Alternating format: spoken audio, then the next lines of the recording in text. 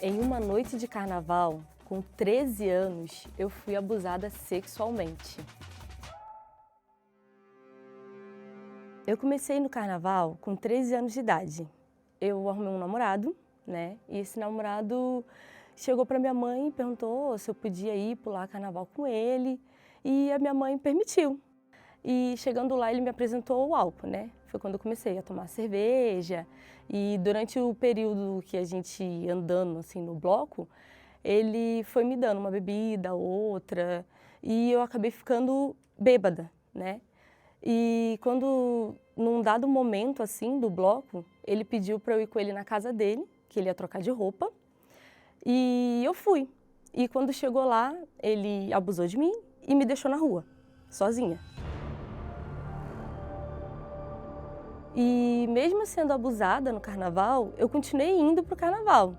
E aí foi quando eu me afundei mais em bebida, e indo para desfiles de blocos, e me fantasiando, arrumando amizades, né, dentro dos bloquinhos para poder me fantasiar junto com as pessoas.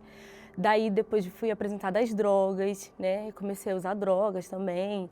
E fui indo e me aprofundando cada vez mais. E tudo isso foi acontecendo no período que eu frequentava o carnaval lá no Rio, né? E assim, o carnaval do Rio é uma coisa ele é bem tenso, ele é bem pesado. E assim, eu lembro que eu via muitas coisas, porque eram em blocos de comunidades que eu ia, então assim, eu via muita briga, muita gente passava do meu lado ensanguentado, sabe? Acidentes, via mortes também, vi muita gente morrer no período de carnaval, porque lá no Rio tinha uma coisa chamada passar o pente fino nesse período. Então assim, era o que mais acontecia, era morte mesmo, muita gente morrendo. E era assim, na rua, na frente de todo mundo. Depois de um tempo, eu me mudei para São Paulo e quando eu vim para São Paulo, chegou o período de carnaval, eu arrumei amizades e fiz a mesma coisa. Fui para carnaval, fui para a rua. E aí eu saía em blocos e aí em São Paulo o cenário mudava um pouco, porque em São Paulo eu queria o quê? A parte da pegação, né? Então eu ficava com um, ficava com outro, eu ia com as minhas amigas e a gente competia, quem beijava mais, quem pegava mais pessoas, tudo isso durante os blocos. Então assim, o carnaval ele só me trouxe decepção, porque se eu tinha um parceiro, ele me traía no carnaval, ou então terminava para poder pular carnaval, porque ele falava que queria estar livre, né? Ou então tinha alguma amiga que justamente nesse período pegava o meu parceiro. Então assim, era só decepção atrás de decepção. E aí o que começou com algo cultural, né, que era o carnaval, a folia, né?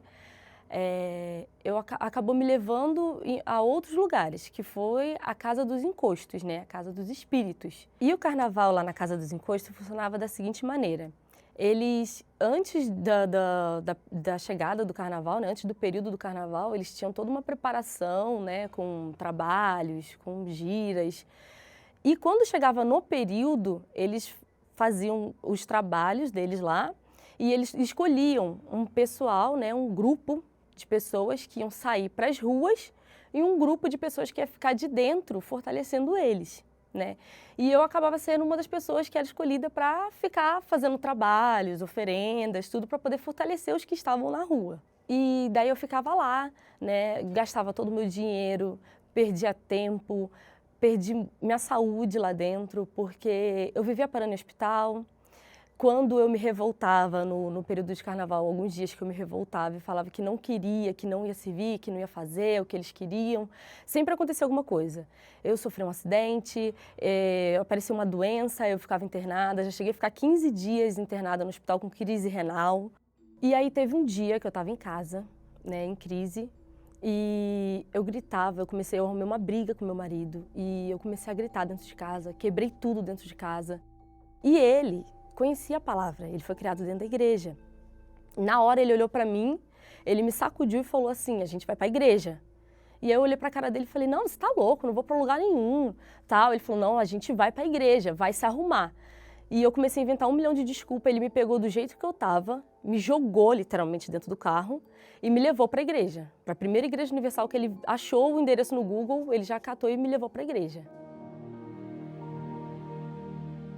E aí, quando eu comecei a ir na Igreja Universal, eu percebi uma paz dentro de mim, né? Eu comecei a ter alegria, né? Eu comecei a sentir uma alegria que durante todo o período de carnaval eu não sentia, eu não tinha essa alegria, eu não tinha essa paz. E aí eu organizei a minha vida, né?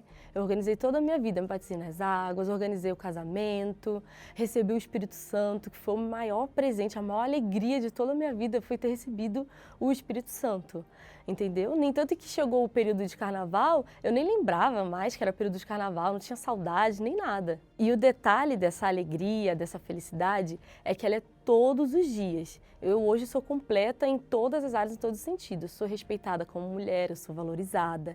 Hoje em dia eu sou mulher de um homem só e completa pelo Espírito de Deus. E para você que está aí pensando em pular carnaval, não seja ingênua, porque eu já fui do carnaval, eu já pulei carnaval, eu me aprofundei, né? Eu fui traída, eu fui abusada no carnaval e eu fui muito desvalorizada.